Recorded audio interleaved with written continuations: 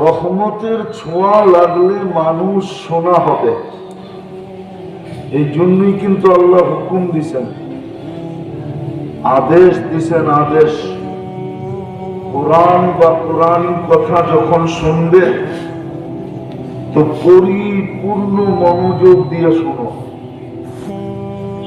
পরিবেশটাকে বিলকুল নিচুম রাখো, তাইলে পরস্পরের ছোঁয়া লাগলে যেরকম দোহা শোনা হয়, রহমতের ছোঁয়া লাগলে তুমিও শোনা হবে। দুনিয়ার সোনা মানুষ কাগজ দিয়ে কিনবে, আর মানুষ যদি শোনা হইল তাহলে আল্লাহর ওয়াদা আমি জান্নাত দিয়ে কিনবো। আর এটা কোরআনই আছে, ইন্নাল্লাহ আশতারা, আল্লাহ কিনতে চান, ইদিয়া কিনবেন আল জান্নাত,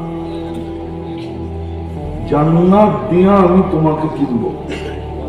এই জন্য আবারও বলতেছি, কিন্তু পরিবেশটা রাখতে হবে নিচুম, পরিপূর্ণ মনোযোগ দিয়ে শুনতে হবে, তাইলে কিন্তু আজকে রহমতের ছোঁয়া লাগবে। কিন্তু মধ্যখানে একটা সমস্যাও আছে, শয়তান হয়তো ওইভাবে শুনতে নাও দিতে পারে, কেননা শয়তানের আল্লাহর সাথে এটাই অঙ্গীকার যে একটাকেও জান্নাতে যেতে দিব না, লাউগরিয়ান্না ইবাদাকা আজমাইন, সবগুলোকে গোমরা করে ছেড়ে দেব। আর কারণও ছিল, কেননা মানুষের অস্তিত্বের কারণেই শয়তান শয়তান, নইলে তার শয়তান হওয়ার কোন সুযোগ ছিল না। আমাদের অস্তিত্ব যদি না হতো তাহলে শয়তান কোনো দিনও না শয়তান হইতো না বিতাড়িত হতো, শুধু মানুষের কারণে সে শয়তান। তার সব কিছু জলে ডুবে গেছে। ইবাদতের পরিধি যতই থাকুক সব ধূলিসাৎ, যদিও পরিধি ছিল 1,85,000 বৎসরে, সব ধূলিসাৎ। যদিও 7 আকাশে তাকে 7টা বিশেষ নামে ডাকা হতো। প্রথম আকাশে আবেদ, পরেরটায় সাহেব, পরেরটায় আরেফ, পরেরটায় তকি, পরেরটায় অলি, পরেরটায় খাসেম, সপ্তম আকাশে ডাকা হতো আসাসি। ওই নামের উপাধি নিয়েই শেখ সাদি রহমতুল্লাহ আলাই কবিতা লেখছেন, আর ওটা মাদ্রাসায় ছেলেরা পড়ে, এখন পড়ে কিনা জানি না, আগে পড়ানো হতো কারিমা তাকাব্বর আসাসিলরা খারে কার। সপ্তম আকাশের উপাধি নিয়ে কবিতা লেখছেন, এটাও জলাঞ্জলি। এই জন্য ওই লোকটা শয় কিছুরা, যার সমস্ত উপাধি বাতিল, ইবাদত দুলিশাত। আর ইবাদত কোনো ছোটখাটো ইবাদত না, আরশের তওয়াফ 30,000 বছর, ফেরেশতাদেরকে ওয়াজ করছেন 13,000 বছর, সব ধূলিসাৎ। বিদায় ও আমাদেরকে আজকে রহমতের ছোঁয়া লাগতে দিবে না। বিশেষ করে যুবকদেরকে বলতেছি, কেন জানে রহমতের ছোঁয়া লাগলে যুবক আর যুবক থাকবে না, ও তো সোনা হয়ে যাবে। শুধু আল্লাহ জান্নাত দিয়ে কিনবে না, বরং ফেরেশতাদের উপরে যুবককে নিয়ে গৌরব করবে। হাদিসে আছে, ইন্নাল্লাহা ইউবাহিল মালাইকা বিসসাব, আল্লাহ যুবককে নিয়ে ফেরেশতাদের উপরে গৌরব করবে।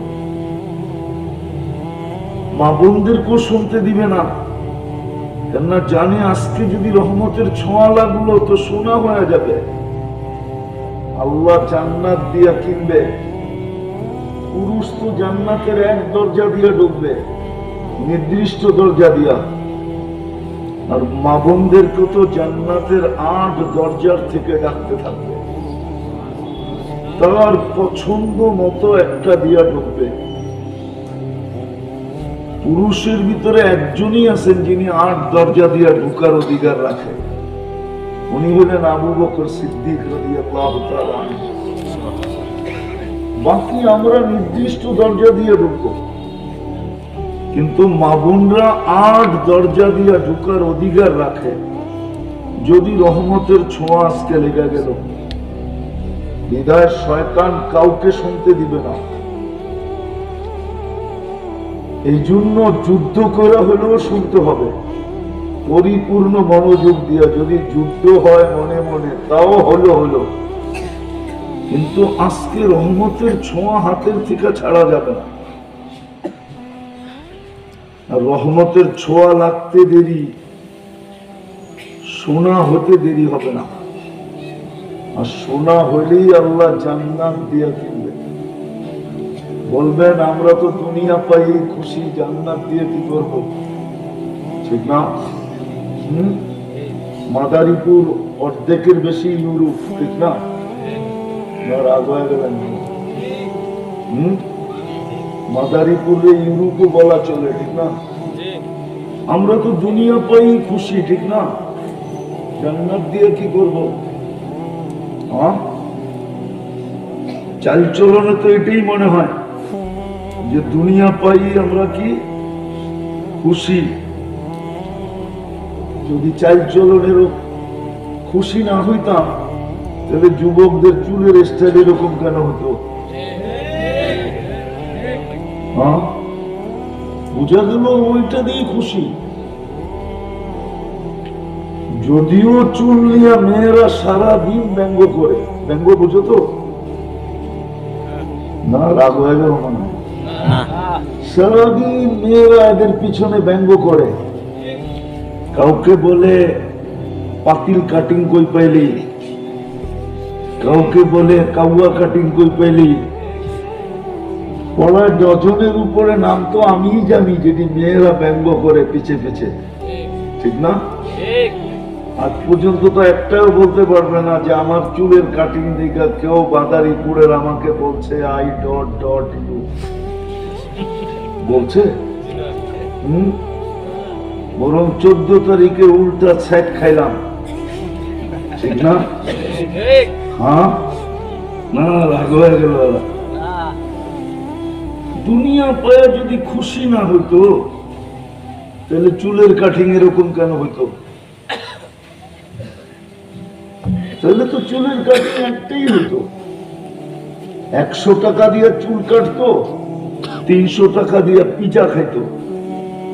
তাইলেও তো কবির প্রবাদ বাক্য সত্য হইতো, যা লাগাবো অঙ্গে তা যাবে সঙ্গে। শরীরে লাগতো, ফালতু 300 টাকা তো খরচ হতো না। 400-500 টাকার নিচে তো এই ডিজাইন কাটে না, জিজ্ঞেস করে না দেখবে। 100 টাকা নিয়ে গেলে তো বাহিরই করে দেবে। 100 টাকার চুলের ডিজাইন তো হলো আমার মাথায়। এদের গুলো তো 400-500 কমে কাটে না, জানেন? মনে জানেন না, জিজ্ঞেস করেন ওদেরকে। চাঁদ রাত্রে তো ঈদের রাত্রে 1000 টাকা দিয়ে কাটে, 4 ঘন্টা বসে থাকে। রাখো না যুবক, তোমার যৌবনের বড় দাম। যদি ছোঁয়া লাগতো রহমতের, তাহলে ফেরেশতাদের উপরে আল্লাহ তোমাকে নিয়ে গৌরব করতো। গৌরব, তুমি জমিনে হাঁটতে আর উপর থেকে আল্লাহ বলতো লাউলা শাবাবা খুশা। আমি হাদিস দিতেছি, এই যুবক যদি জমিনে না থাকতো, লাজালতু সামা হাদিদা, আমি আকাশকে লোহার বানায় দিতাম। ওয়াল আরদা সাফসাফা, জমিনকে তামা। ওমা আনজালতু মিনাস সামাই কাতরা, কেউ কোনোদিন বৃষ্টির এক ফোঁটা চোখে দেখতো না। ওমা আম্বাতু মিনাল আরদি হাব্বা, জমিন থেকে একটা শস্যের দানা হতো না। ওয়াল আনজালতু আলাইহিমুল আযাবা সাব্বা, একের পর এক আযাব দিয়ে আমি ধ্বংস করে দিতাম, কিন্তু পারি না কিছু যুবকের জন্য, যারা নিজেকে লজ্জাপতির মতো ফুটায় আনছে। কসম খোদা, এই জন্যই তোমাদের পায়ে হাত দিয়ে বুঝে, রহমতের ছোঁয়া যদি লাগতো তাহলে তোমার চুলের স্টাইল এরকম হতো না, তোমাদের চাল চলন এরকম হতো না। রহমতের ছোঁয়া যদি লাগতো কোন নারীকে কেউ কোনোদিন বেপরদায় দেখতো না। জানো হীরা কোথায় হয়? বলো তোমরা, যুবকদেরকে জিজ্ঞাসা করতেছি, হীরা কিসের ভিতরে হয়? হীরা কিসের পদার্থ জানো? না মনে হয় কলেজ কলেজ কেউ পড়ে নাই। হীরা কিসের পদার্থ? হীরা হয় কোথায়? হীরা কয়লার ভিতরে হয়, কয়লার ভিতরে। হীরার দাম বেশি না সোনার দাম বেশি? হীরা কি তোলা হিসাবে বিক্রি হয় না কেজি হিসাবে? গ্রাম হিসাবে। গ্রাম গ্রাম গ্রাম। আমার কাছে জিজ্ঞেস করেন, আমি ব্যবসায়ী, আমার জিজ্ঞেস করেন, খালি হুজুর মনে করেন না। হীরা বিক্রি হয় সেন্ট হিসাবে, সেন্ট 100 সেন্টে 1 ক্রেট হয়, ক্রেট হিসাবে বিক্রি হয়। প্রথমে সেন্ট হয়, তারপরে ক্রেট হয়। বুঝে আসলো তো? হীরা কোথায় বানায় আল্লাহ? কয়লার ভিতরে হীরা রাখা। হীরাকে বলে কার্বনের পদার্থ। কয়লার থেকে হীরা হয়। কয়লা দিলে ময়লা যায়? কার্বন, কয়লা হলো ইংলিশে কার্বন। কয়লার কেজি কত বলেন না, বলেন না। আরে না, 60-70 টাকা। এইখানে ইটের বাটা বুটা নাই। ইটের বাটায় ব্যবহার হয় পাথর কয়লা, 70-80 টাকা কেজি হবে। আর হীরার কেজি, দুনিয়াতে 1 কেজি ওজনের হীরা নাই। একটা আছে যেটা কোহিনূর, ওটাও 1 কেজি না। যেটা ভারতবর্ষের ছিল, ইংল্যান্ড নিয়ে গেছে। ওটাই দেখেই মুসলমান রাজা বলছিল কোহিনূর, আলোর পাহাড়। ওটাও 1 কেজি না। তো হীরা আল্লাহ ঢুকায় রাখছেন কোথায়? কয়লার ভিতরে। কালোর ভিতরে কালো। মা বোন হীরা ছিল, হীরা। রহমতের ছোঁয়া যদি লাগতো তাহলে রাস্তাঘাটে কেউ ওকে চলতে দেখতো না। ও বোরকার ভিতরে থাকতো, কালোর ভিতরে থাকতো, তাইলে দাম থাকতো, দাম। আজকে তো দাম নাই, দাম যদি থাকতো তাহলে যৌতুক দিয়ে কেন মেয়ে বিয়ে দিতে হয়?